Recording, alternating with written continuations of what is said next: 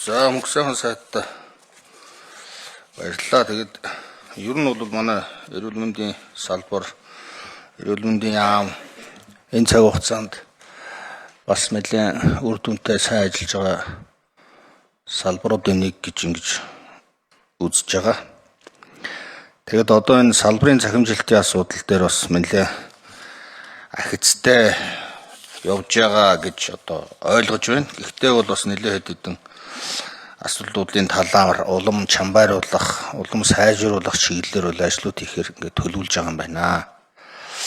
Миний нэг сонирхож байгаа зүйл бол ер нь энэ одоо захимжилт танай энэ салбарын хувьд одоо хэдэн хувьтайгаар хэрэгжиж гин гэж бодож байгаа юм.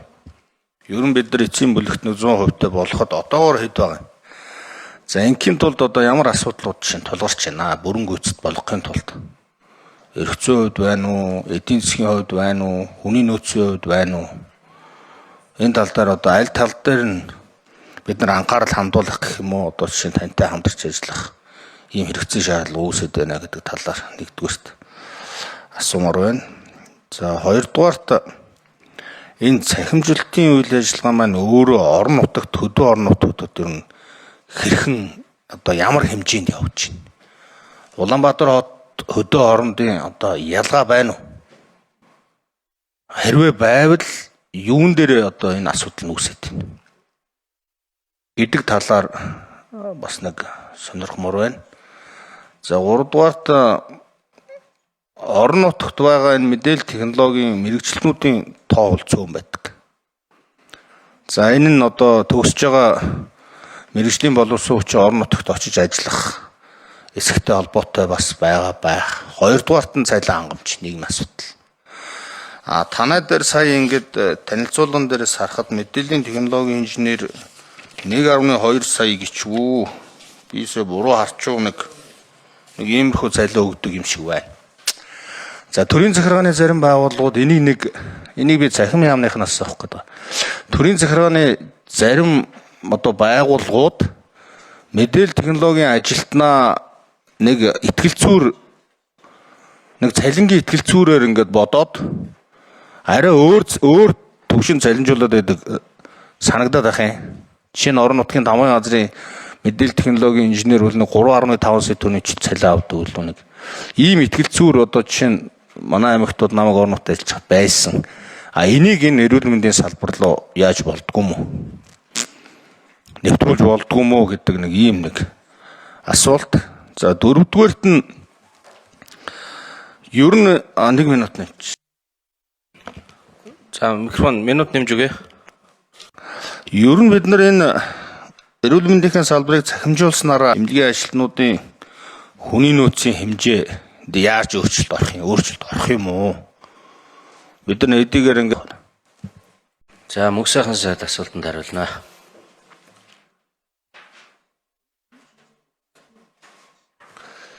За манайхан сонсож байгаа дутуу зүйлүүдийг мань нэмээд хариулаарай. Ерөн зүгээр манай улсын эрүүл мэндийн салбар одоо ер нь ингээд ер нь захимжаад одоо болчлоо гэж тооцоолохын тулд бид нар ер нь бүх улсынхаа бүх иргэдийг эрүүл мэндийн одоо ID дугаартай болгоод бүх иргэдийн эрүүл мэндийн мэдээлэл төрсөн цагаас хойш одоо хүртлээ ингээд бүх мэдээлэл нь байнгын хадгалаатай байж идэг. Энэ мэдээллийн сан бид нар бий болгож чадсанараа ер нь манай эрүүл мэндийн салбар тусламж үйлчлэгээний чиглэлд ер нь захимжилт боллоо гэж авч үзнэ. Нэгдүгээрт, хоёрдугаарт бид нар өнөөдөр хэрэглэгдэж байгаа энэ бүх одоо захимжилттай холбоотой энэ програм хангамжууд бүгдөө нэг стандартын дагуу нэг нормын дагуу хоорондоо бүгдөө мэдээлэлээ солилцдог. Энэ тогтолцоо манд бий болжсны үндсэн дээр бид нар ер нь захимжилт боллоо. За гуравдугаарт бид нар энэ манай улсад хэрэглэгдэж байгаа ийм эмнэлгийн хэрэгсэл маань ер нь гайлаар орж ирсэн эрэхтэй бүх мэдээлэл бүх бүртгэлүүд баркодоор бүртгэгдээд эргээд хаана ямар иргэнд очиод хэрэглэгдэж өнөөдөр манай улсын хувьд ямар эмийн нөөц багтаа байна, дутагдaltaй байна, хизээ ямар эмнэлгийн хэрэгслийн нөөц одоо багасах байна гэдэг энэ бүх мэдээллийг харж хэн чаддаг ийм тогтолцоог бид нар одоо бий болгож чадсанараа манай эрүүл мэндийн салбар ер нь захимжилт маань одоо болж гинэ гэж ингэж бид нар үзэх ёстой.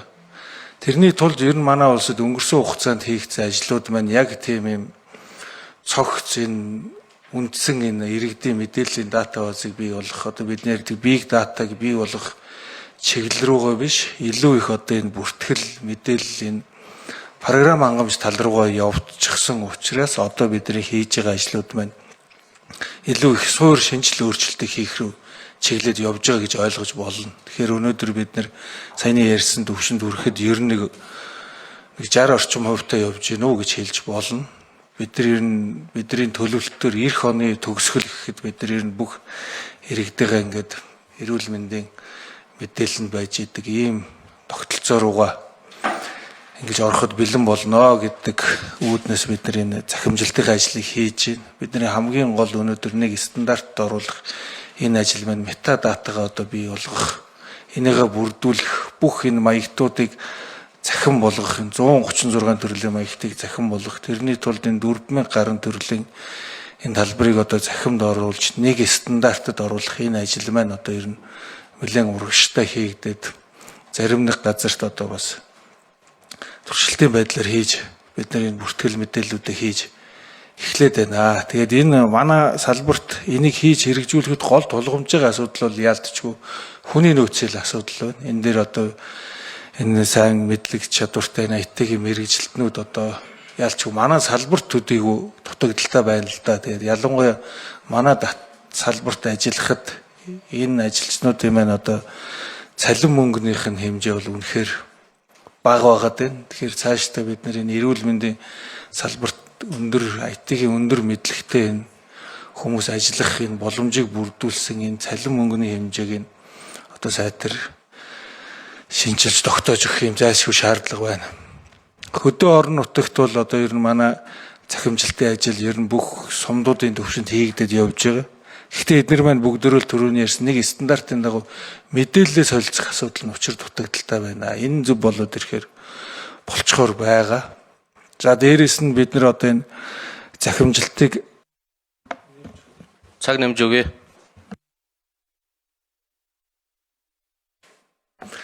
Захимжилтаа бид нар ер нь хурдан шуурхаа одоо яг бод байдлаар шийдэж захимж бүрэн шилж чадсанаар хүний нөөцийн хувьд бол биднэрт нэлээд их одоо давуу талууд гарахаар байгаа. Ер нь хүний нөөцийн одоо хэмнэлт хийж болохоор байгаа. Одоо жишээ нь өнөөдрийн байдлаар бидний хувьд оруулсан байгаа бид нар зайн онцлогооны төвийг оруулсан байгаа. Энэ дээр одоо 21 аймагт хийгддэг нөгөө МРА, компьютер томограф, эрентгийн зураг авж байгаа бүх аппаратууд холбогдсон. Энэ төв дээр ажиллаж байгаа эмчнэр энэ 21 аймагт 24 цагийн турш хийгдэж байгаа энэ зургуудыг уншиж хариу бичих боломж бүрдэнэ. Тэгэхээр аймаг бүрт заавал энэ төрлийн эмчнэр 24 цагаар ажиллах юм шаардлага байхгүй болно. Улсад Улаанбаатар ч гэсэн эмнэлэг болгон дээр ийм дүрс онцлогооны нарийн мэрэгжлийн эмчнэр одоо хоноодох шаардлага байхгүйгээр улсын хэмжээнд энэ зайн онцлогооны төв дээр энэ хариугаа бичдэг, турган шуурхаа үйлчилдэг боломж бүрдэнэ. Гэхмэчлэн маш олон давуу талууд. За баярлалаа. Би тодруулаад асуучих гэж бодож байна.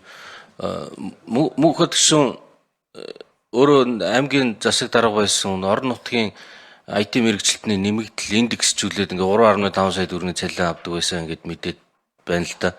Тэгээ энэ эрүүл мэндийн чиглэлээр ажиллаж байгаа хүмүүс 1.2 их чинь тэнд ямар боловсруулж ажиллах вэ? Энэ талаар тэр индексийг нь ашиглах ч юм уу арга зам ямар боломж судалсан юм байгаа бол одоо ажлын хэсгээс хариулт хэлэх хүн байна уу?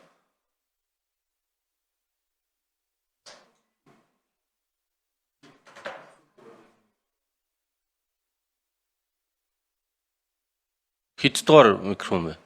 Дугаар 1 нээж өгнө. За, стратеги төлөвлөлтийн газрын дарга онццэг. Ерөнхийдөө бол манайх төрийн албан хаагчдын цалингийн сүлжээ бол ялангуяа энэ цахимын энэ юунд IT-ийн мэрэгчлэнүүд дотор түүгийн 7 гэдэг одоо юу төрийн үйлчлэгээний 7 гэсэн энэ ангилалд явж байгаа. Тэгэхээр засгийн газрын тэр цалингийн индексийн асуудал бол зөвхөн удирдах ажилтнуудынх нь л 1-2 хүн дээр байгаа болохоос биш. Яг энэ манай салбарын нийт IT-ийн ажилтнууд дээр бол ТЭУ-гийн юугаар явж байгаа. Цалингийн тогтолцоогоор явж байгаа. цахимынхнаас хариулт өгөө. За цахим хөгжлийн нөөц харилцаа холбооны яам. Тэгээ. За микрофон нэгэд өгч татвар даргая. 5 дээр очиж очих да. Байна уу? Манай юуныхын тэр 5 номерыг урд нь аваачаад тавьчаарай.